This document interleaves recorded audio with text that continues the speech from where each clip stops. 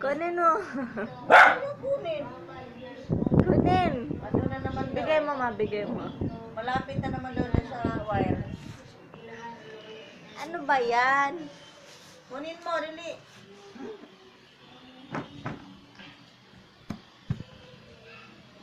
Ibigay mo nga yan.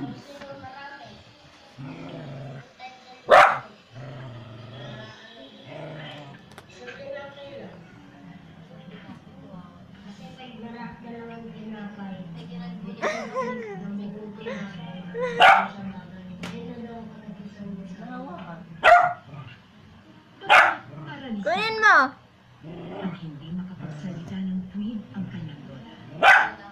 Kunin mo. Huwag ka maingay. Nila ang isa't isa. Nabigyan ng tulong eh. Ang batang yun.